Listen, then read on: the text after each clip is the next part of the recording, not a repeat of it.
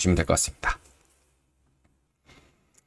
그러면 이제 주간으로 한번 볼게요. 그래서 일단 첫 표 두 개만 가졌어요. 어쨌든 고용지표가 제일 중요했던 한 주니까 보시면은 ADP 나오면서 난리치고 너무 높게 나와서 너무 많게 나와서 고용이 좋게 나와서 그 다음날은 봤더니 그렇게 높진 않았는데 나온 비고용 농업지표 같은 경우 보시면은 20만 9천간이 나왔죠. 그래서 지금 보시면은 올해 1월달 같은 경우는 1월달만 빼면 이렇게 넘어가잖아요. 그러면 지금 현재로 보면은 지금 3월, 4월, 그러니까 2월, 3월, 4월, 5월 살짝 빼고 지금 6월 같은 경우는 다 2자예요. 20만 대 모여 있거든요. 그러면은 기본적으로는 실질적으로는 고용은 어느 정도 뭐 많아지고 있다라고 얘기는 하지만 고용은 어느 정도 이제 안정적이 돼가는 느낌? 너무 그렇게 고용 지표가 좋게 발표된 건 아니니까. 예. 근데 이렇게 발표됐다 그래가지고 이제 주가가 확 올라가거나 금리가 확 내려가거나 이런 현상이 일어날 거라고 생각하진 않았는데 저는 살짝 금리가 빠졌어요. 예.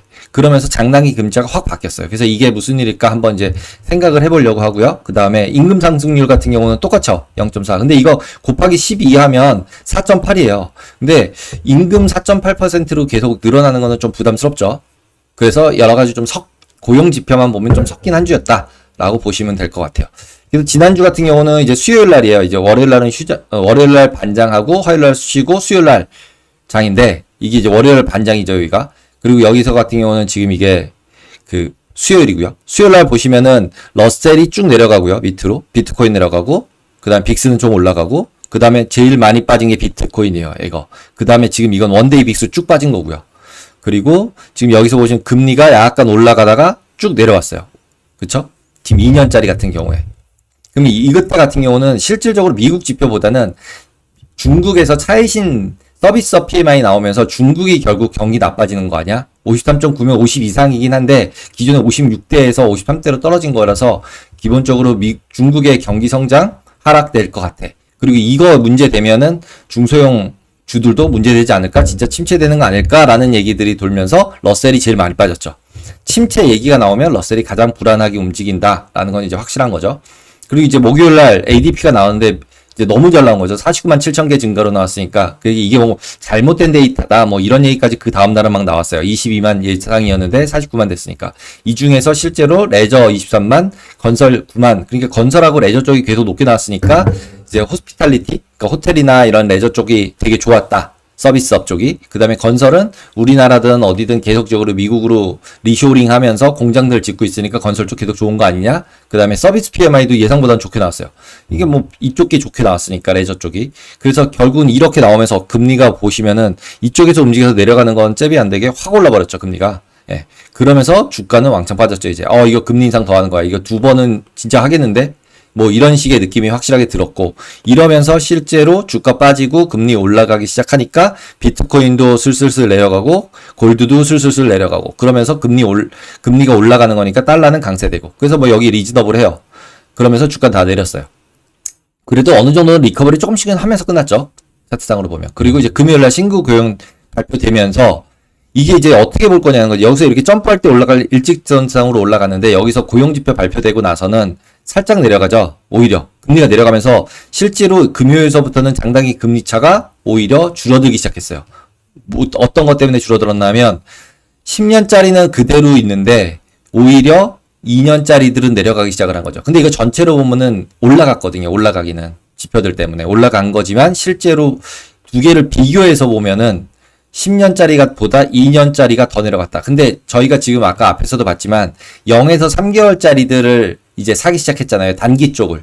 그러니까 누군가가 현재 단기 금리 상태에서 매수세가 들어오고 있구나를 느낄 수 있죠. 이런 부분이. 정책 금리상으로는 크게 문제가 없었는데. 그러니까 기본적으로 단기채를 누군가가 지금 이제 매수를 하기 시작한 거죠.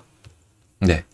그래서 매수를 하다 보니까 금리가 기본적으로 내려가기 시작을 했구나라고 보시면 될 것 같아요. 그래서 이때 발표된 거는 이제 신규 고용은 예상보다 적게 나왔고요. 20만 9천. 그 다음에 금리는 계속 빠지니까 이제 기본적으로는 주식은 어느 정도 좋았겠죠, 이때는. 근데 이제 끝부분에서 이렇게 밀렸는데 이거는 뭐 금요일날 저녁 때 끝나면서 프로핏 테이킹이라는 얘기도 있고 이런 것 같습니다. 그리고 시간당 임금 같은 경우는 앞에서 봤더니 0.4로 높게 나온 거고요. 그 다음에 실업률은 4.4, 연으로는 4.4, 그리고 실업률은 그대로 3.6으로 그대로 나왔죠. 똑같이. 그래서 보면은 좋은 고용은 나름 괜찮고, 인플레이션은 나름 둔화가 돼서 연착륙 가능하다. 이렇게 얘기될 수 있는 지표로 해석할 수 있었어요. 그리고 이제 FICC 쪽을 보시면은 똑같이 수, 목, 금이죠. 수요일날 같은 경우에 지금 여기서 보면 구리값이 빠져요. 예. 제일 눈에 띄는 거 구리값 빠지는 게 눈에 보이죠. 여기서는 구리값이 다시 올라갔는데 구리값이 빠지니까 왜 빠져? 라고 생각을 해보면 중국 차신 PMI 지표가 예상보다 낮게 발표되면서 중국 경기 회복 안 돼. 그리고 계속 뭐 금융기업 문제돼. 뭐 이런 식으로 계속 얘기하다 보니까 침체되면서 결국 수요가 줄어드니까 구리가 빠지기 시작을 하죠. 그래서 어쨌든 닥터 쿠퍼니까 구리 쪽은 잘 봐야 되겠죠. 계속 지금 어쨌든 침체 얘기는 계속 하고 있는 거니까요. 그리고 이제 목요일 날은 앞에서 본 것처럼 ADP가 너무 잘 나왔고 그러면서 서비스 PMI 같은 경우도 또 호조로 발표되니까 그 다음에 옐런 재무장관 중국 간다 그러니까 혹시 뭐 있지 않을까라는 생각에 달러가 강세가 됐죠. 달러 강세되고 금리도 올라가고, 예. 그리고 ADP 나오면서 금리 확 좋아졌죠. 이제 금리 왕창 올리는 거 아니야? 그랬는데 이제 금요일 날 고용지표 발표되면서 오히려 장당기 금리차는 88bp로 100bp가 넘었었는데 확 줄어들었어요. 그리고 그러다 보니까 기본적으로 달러가 약세가 되면서 나머지 통화들은 쭉 다 올라갔죠. 그리고 옌 같은 경우는 1.63, 원 같은 경우는 1.19. 그래서 결국 옌 바이 원화 셀 하는 게 원옌이잖아요. 그래서 그렇게 포지션 가졌던 분들은 추가적으로는 원옌 부분에 있어서는 수익이 났다라고 보시면 될 것 같아요. 그래서 지난번에 얘기할 때 900원 얘기 계속 했었잖아요. 90옌이라고 봐도 되고요. 그래서 9.xx 되는 그 레벨에서 보통 10엔 많이 봤었는데 9.x 레벨이어서 지금 현재 상태는 어느 정도는 바닥 수준이다 라고 보시면 될 것 같아요. 그리고 이제 주간 종목들로 쭉 보시면은 눈에 띄는 건 그냥 테슬라죠. 테슬라. 예. 그리고 월요일날 발표된 것들 금요일이랑 그 사이에서 발표된 것들을 보시면은 46만 6,140대 분기 최다 판매래요. 예. 그러면서 이제 테슬라는 강세가 돼버렸죠. 그리고 지금은 이제 전기차에 있어서는 테슬라가 거의 뭐 이제 완전하게 더 시비 걸 경쟁자가 없는 느낌이에요. 왜냐면 충전 그때 되면서부터 충전기 이제 공통으로 사용하는 것부터가 이제 여러 가지로 어쨌든 헤게모니 이제 확실하게 지인 것 같고, 근데 이제 계속 가격 인하를 하고 있어서 실제 수익이 날 거냐 안 날 거냐 악유들이 생기면서 결국 다운그레이드 하는 증권사들 나오고 그러는 와중에 실제로 최다 판매 기록 나오니까 주가는 올랐어요. 그래서 테슬라를 지금 이게 따라서 사야 되냐 말아야 되냐, 기존에 가지고 있다면 모르겠지만 저는 따라서는 못 사겠습니다. 그리고 지난주 지표들은 앞에서 살짝 보셨지만 카이신 PMI 같은 경우 컨센서스 50.2, 50.4 그랬는데 50.5 어느 정도 50 가까이 그냥 나온 거죠. 그리고 전번보다 낮게 떨어졌고, 그 다음에 글로벌 PMI 같은 경우도 실제로 48.4였는데 46.3. 근데 이건 뭐 포켓스랑 거의 똑같았어요. 그리고 미국의 제조업 PMI 같은 경우 보시면은 47에서 46. 그리고 컨센보다는 낮게 나왔죠. 그리고 전번보다 좀 더 낮게 나왔고, 그리고 50 이하죠. 그러니까 기본적으로 미국도 제조업은 그렇게 좋다라고 얘기하기 조금 어렵다. 근데 매뉴팩처링에서 이제 고용 쪽 보시면은 예상보다는 낮게 나왔어요. 그래서 고용이 어떻게 보면 이런 숫자로는 그러니까 낮아지고 있는 것. 그러니까 노동시장이 조금 어느 정도는 너무 타이트한 상황을 좀 벗어나는 상황 아닌가라는 생각이 들어서 자꾸 이제 시장에서는 인플레이션 우려가 좀 없는 거 아닌가? 뭐 이런 생각들까지도 하는 것 같아요. 그리고 이제 난판 페이롤 같은 경우도 20만 9천 나왔고 예상보다 낮게 나왔죠. 보시면은. 예. 그리고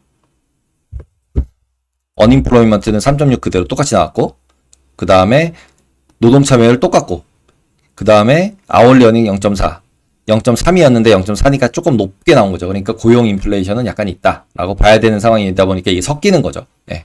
그래서 어느 정도, 근데 이렇게 지표가 나왔다 그래서 앞에서 본 것처럼 저는 이렇게 주식을 그냥 올려야 되는 상황이었을까라는 부분에 대해서는 약간 저는 물음표가 좀 던져지는 것 같습니다. 이번 주 같은 경우는 마찬가지로 중국에서 인플레이션 데이터 나오고요. 그리고 미국에서 인플레이션 데이터 나오고, 그 다음에 PPI도 나와요. 물가 지표죠, 결국. 그리고 제일 저는 계속 중요하게 본다라고 말씀드리는 미시건대 소비자 센티먼트도 금요일날 발표가 돼요. 그래서 이것들을 자세히 보면서 이제 인플레이션이 있냐 없냐에 대해서 사람들이 조금은 이제 잊어버린 경향이 있는데, 오히려 이번 CPI를 빌미로 다시 CPI를 그러니까 불러내지 않을까?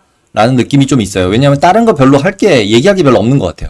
패드들이 계속 뭐 난리치는 것도 그대로 그냥 유지가 되는 것 같고, 그런 와중에서 뭐 다른 거 이렇게 뭐 주제를 가져오는 펀더멘탈 지표를 생각해 보려고 하면은 지금 현재는 연체율하고 CPI 두 가지인 것 같아요. 예. 그래서 원래 화요일 자료가 있으면 아마 연체율을 가지고서 제가 한번 데이터들을 모아볼까 그랬는데, 러프하게 몇 개 찾아보니까 실제로 미국도 연체율이 높아지고 있고, 우리나라도 새마을금고부터 지금 이슈 되기 시작하잖아요.